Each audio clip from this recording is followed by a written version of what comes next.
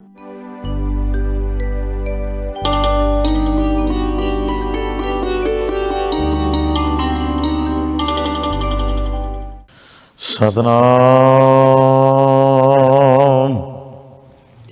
ਸ਼੍ਰੀ ਵਾਹਿਗੁਰੂ ਸਾਹਿਬ ਜੀ।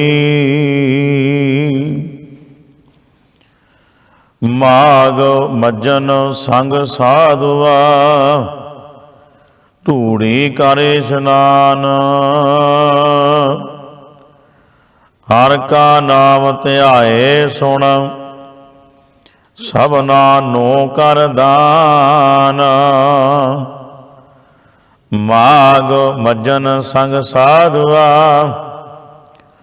ਧੂੜੀ ਕਰ ਇਸ਼ਨਾਨ। ਹਰ ਕਾ ਨਾਮ ਧਿਆਏ ਸੁਣ, ਸਭਨਾ ਨੂੰ ਕਰ ਦਾਨ। ਜਨਮ ਕਰਮ ਮਲ ਉਤਰੈ, ਮਨ ਤੇ ਜਾਏ ਗੁਮਾਨ। ਕਾਮ ਕ੍ਰੋਧ ਨਾ ਮੋਹੀਐ, ਬਿਨਸੈ ਲੋਭ ਸੁਆਨ। ਸੱਚੈ ਮਾਰਗ ਚਲਦਿਆਂ, ਉਸਤਤ ਕਰੇ ਜਹਾਨ। ਆਠ ਸਠ ਤੀਰਥ ਸਗਲ ਪੁੰਨ, ਜੀਉ ਦਇਆ ਪਰਵਾਨ। ਜਿਸਨੋ ਦੇਵੈ ਦਇਆ ਕਰ, ਸੋਈ ਪੁਰਖ ਸੁਜਾਨ। ਜਿਨਾ ਮਿਲਿਆ ਪ੍ਰਭ ਆਪਣਾ, ਨਾਨਕ ਤਿਨ ਕੁਰਬਾਨ। ਮਾਘ ਸੁੱਚੇ ਸੇ ਕਾਢੀਐ, ਜਿਨ ਪੂਰਾ ਗੁਰ ਮਿਹਰਬਾਨ। ਜਿਨਾ ਮਿਲਿਆ ਪ੍ਰਭ ਆਪਣਾ, ਨਾਨਕ ਤਿਨ ਕੁਰਬਾਨ। ਮਾਘ ਸੁੱਚੇ ਸੇ ਕਾਢੀਐ, ਜਿਨ ਪੂਰਾ ਗੁਰ ਮਿਹਰਬਾਨ। ਵਾਹਿਗੁਰੂ ਜੀ ਕਾ ਖਾਲਸਾ, ਵਾਹਿਗੁਰੂ ਜੀ ਕੀ ਫਤਿਹ। ਧੰਨ ਧੰਨ ਸਾਹਿਬ ਕਮਾਲ, ਜਾਗਤ ਜੋਤ, ਸਰਵੇ ਕਾਇਨਾਤ ਦੇ ਮਾਲਕ, ਦਸਾਂ ਪਾਤਸ਼ਾਹੀਆਂ ਦੀ ਆਤਮਕ ਜੋਤ, ਗੁਰਤਾ ਗੱਦੀ ਸੁਭਾਇਮਾਨ, ਚਵਰ ਛਤਰ ਤਖਤ ਦੇ ਮਾਲਕ, ਦੀਨਾ ਬੰਧੂ ਭਗਤ ਵਛਲ ਕਰਣਾ ਨਿਧਾਨ। ਕਲ ਜੁਗ ਕੇ ਰਾਖੇ, ਗਿਆਨ ਨਾਮ ਬਾਣੀ ਕੇ ਬੋਹਿਤ।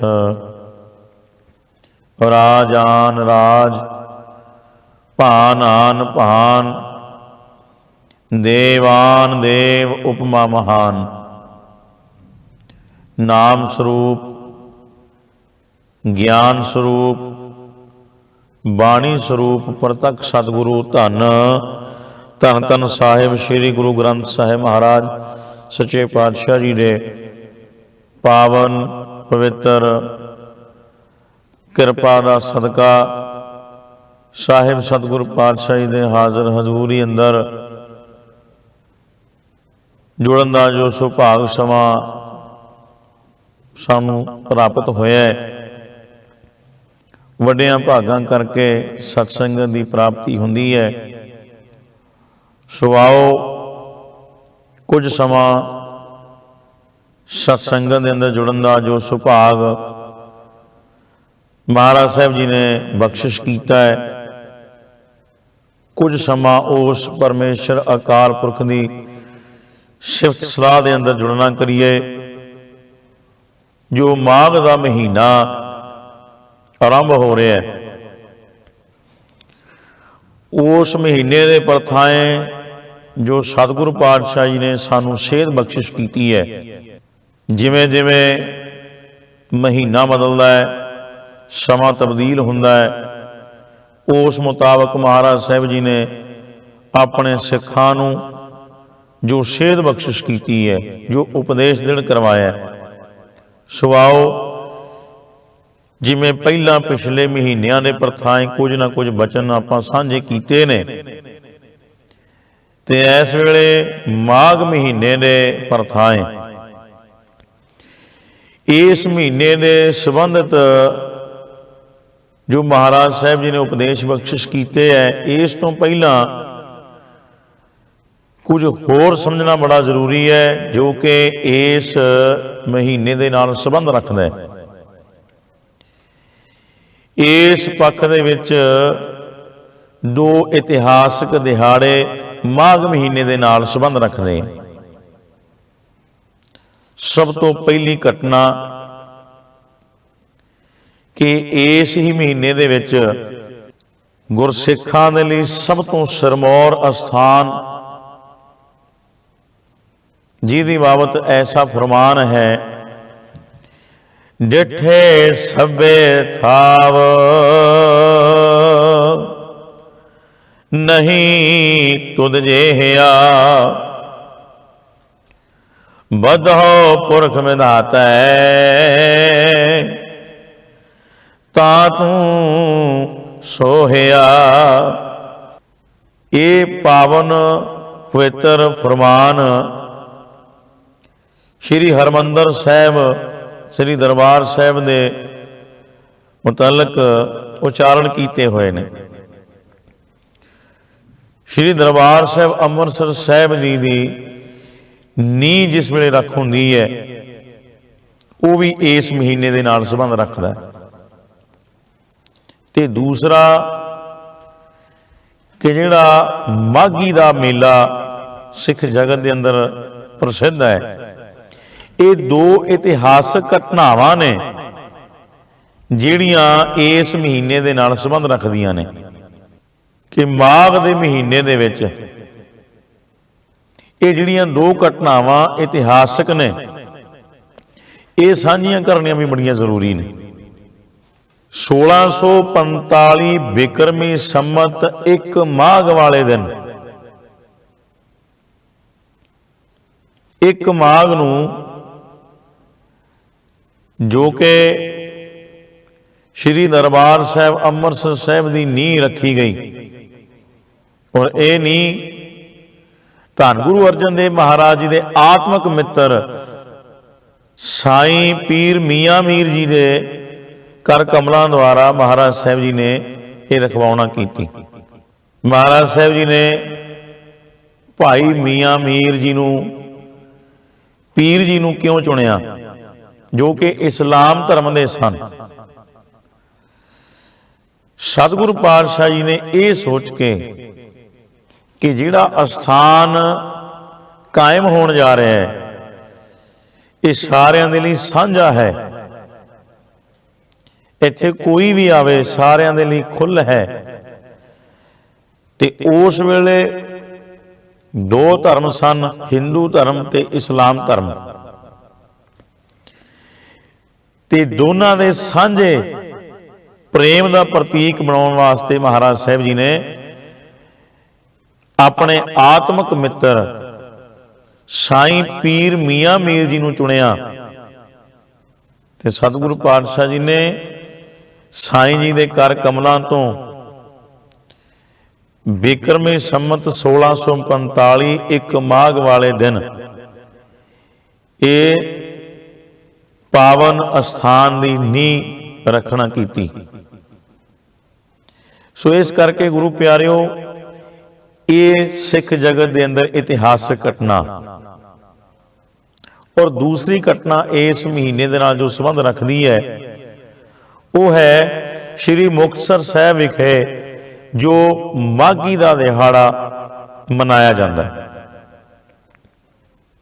एक माघ नूं जिस दिन माघ के महीने की आरंभता होंदी है, एक माघ वाले दिन इशनान करन दा महात्म बहुत वड्डा मन्निया गया। पर असल जो इतिहास है गुरु प्यारिओ, कि माघ के महीने दे विच ये आरंभ होया, पर जिहड़ा जंग सी वो जंग होया 22 विसाख नूं।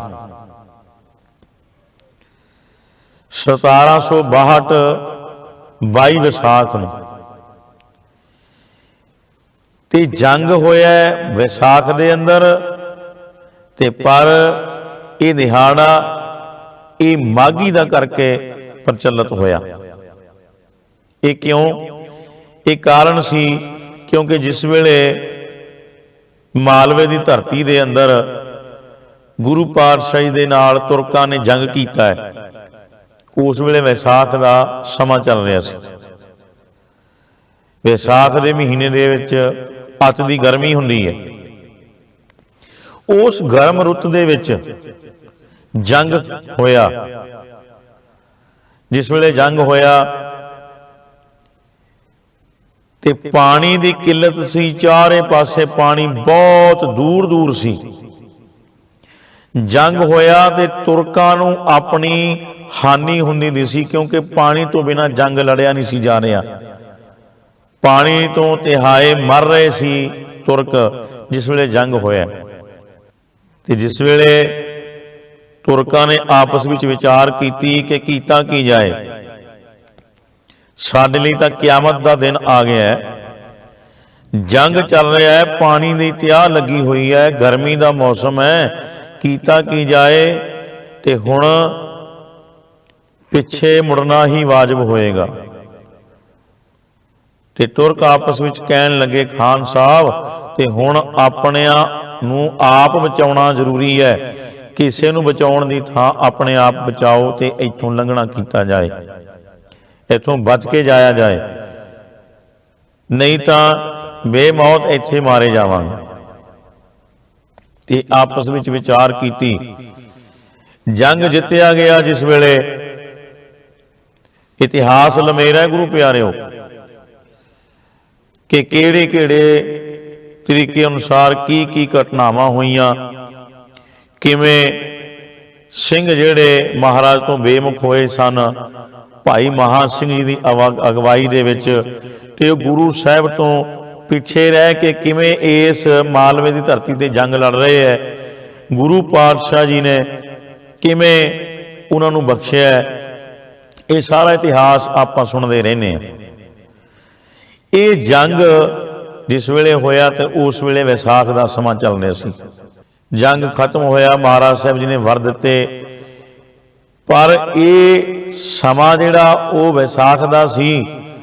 उस वेले भाई लंगर सिंह जी जो कि महाराज साहब जी के नाल जंग दे विच हाज़र सन, भाई लंगर सिंह जी जिन्हां दा अज भी हरीके दे पिंड दे अंदर उन्हां दा अज भी मकान वेखिया जा सकदा है। हरीके माझे दे इलाके दे अंदर इतिहास में जिक्र आउंदा गुरु प्यारे। भाई लंगर सिंह जी जिस वेले सारियां पंथ दलां नूं इकट्ठे कीता ते गुरमता ये होया कि इस थां ते वो दिहाड़ा मनाउणा, पर पानी की किल्लत होने करके, क्योंकि वैसाख के महीने में पानी की बड़ी किल्लत हुंदी है कि जे इस समय दे विच दिहाड़ा मनाउण लगे तो पानी बहुत चाहिए है। संगतां दूरों दूरों आउणगियां ते पानी का इंतजाम करना मुश्किल हो जाएगा। भाई लंगर सिंह जी के कहण ते पंथ दलां ने सारियां ने आपस विच गुरमता करके ये दिहाड़ा 22 विसाख की थां ते एक माघ नूं मनाउणा गुरु पंथ ने ये प्रवाणित किया। उस दिन तो ही एक माघ का ये दिहाड़ा आरंभ होया। माघी का जिहड़ा त्योहार, माघी का मेला ये जिहड़ा आरंभ होया गुरु प्यारे। सो इस करके ये दो घटनावां सिख जगत के अंदर माघ के महीने दे नाल संबंध रखदियां ने। माघ के महीने दे विच इशनान करन का जो महात्म मन्निया है, श्री मुक्तसर साहब विखे महाराज साहब जी ने जिहड़ा ये वर दिता कि जिहड़ा ये खदराने की ढाब, ते कहंदे अज तो बाद इस नूं कोई खदराने की ढाब नहीं कहेगा, ये मुक्तियां दा सर की सरोवर है, जिथे इशनान करके जपजी का पाठ करके ते जिहड़ा भी सिख ये मर्यादा विच रह के ये कर्तव्य करेगा तो वह मुक्त हो जाएगा। ਇਹਨੂੰ ਮੁਕਤਸਰ ਦਾ ਨਾਮ ਦਿੱਤਾ ਮਹਾਰਾਜ ਸਾਹਿਬ ਜੀ ਨੇ। ਤੇ ਬਹੁਤ ਵੱਡਾ ਮਹਾਨ ਤੀਰਥ ਮਹਾਰਾਜ ਸਾਹਿਬ ਜੀ ਨੇ ਪ੍ਰਗਟ ਕੀਤਾ। ਸੋ ਆਓ ਜੋ ਮਾਘ ਦੇ ਮਹੀਨੇ ਦੇ ਪ੍ਰਥਾएं ਮਹਾਰਾਜ ਸਾਹਿਬ ਜੀ ਨੇ ਜੋ ਬਚਨ ਸਾਨੂੰ ਸਮਝਾਉਣਾ ਕੀਤੇ ਹੈ, ਆਓ ਮਨ ਬਿਰਤੀਆਂ ਇਕਾਗਰ ਕਰੀਏ।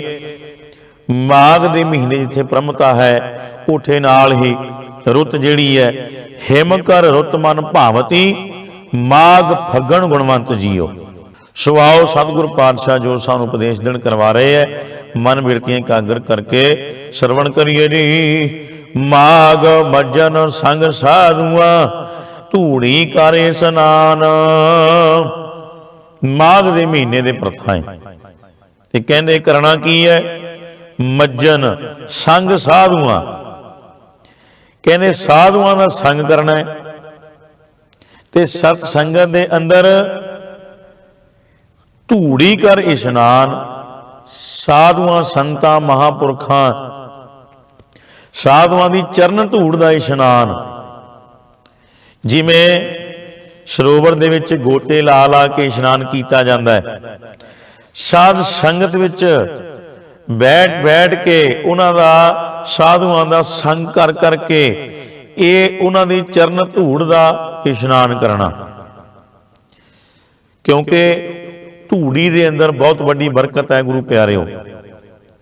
ਧੂੜੀ ਲੇਖ ਮਿਟਾਇਆ, ਮਾੜੇ ਕਰਮਾਂ ਦੇ ਲੇਖ ਮਿਟਾਉਣ ਦੀ ਸ਼ਕਤੀ ਰੱਖਦੀ ਹੈ ਚਰਨਾਂ ਦੀ ਧੂੜ।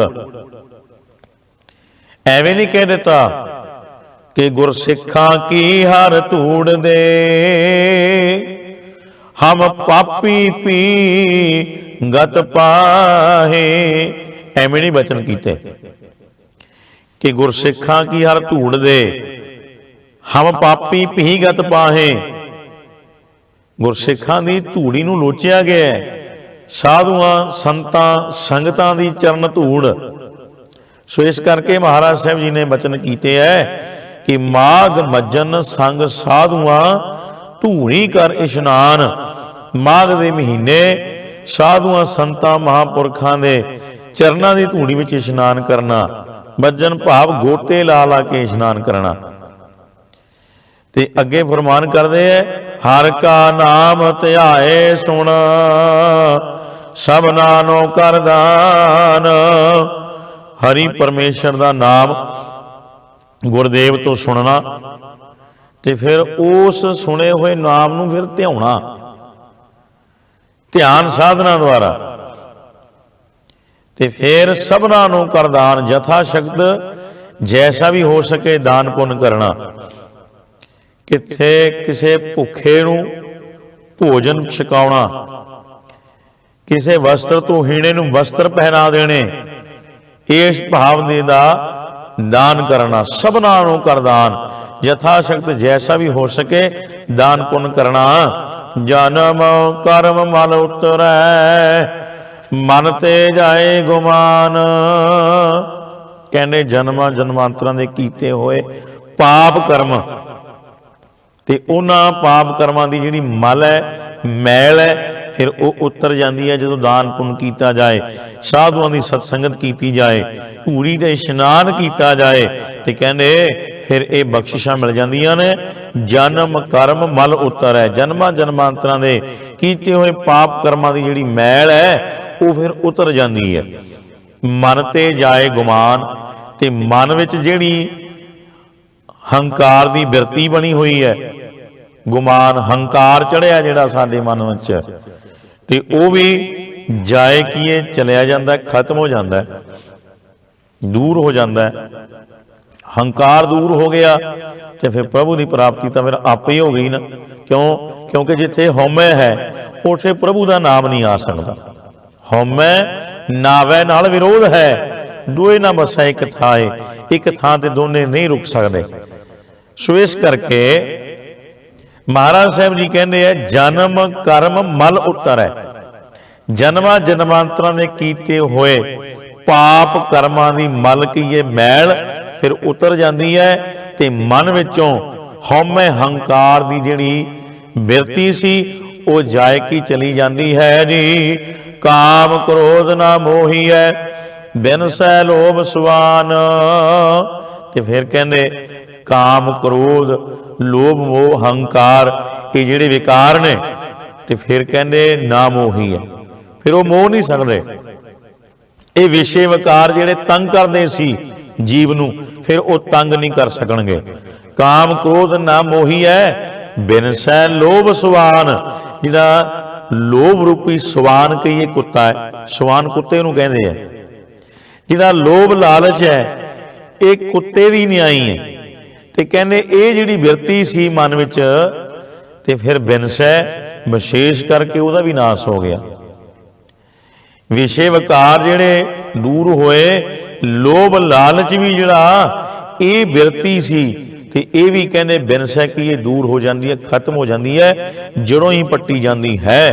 सच्चै मार्ग चलदिया उस्तत करे जहान, ते फिर जिहड़ा इस दर्शाए हुए सच्चे मार्ग ते चल पैंदा है ते सच्चे मार्ग ते चलन वालियां दी ते फिर हमेशा ही उस्तत हुंदी है, उहदी शलाघा हुंदी है, उहदी उपमा कीती जाती है, उहदी फिर शोभा भी हुंदी है।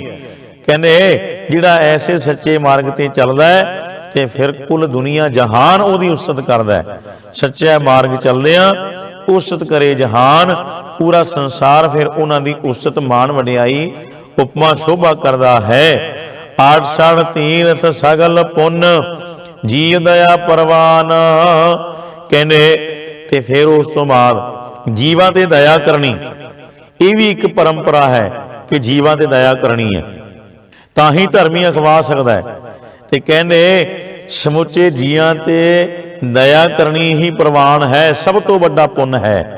ते कहंदे ये पुण्य ऐसा एक जी ते कीती हुई दया, कहंदे 68 तीर्थां दा इशनान घर बैठे महात्म मिल जाता है।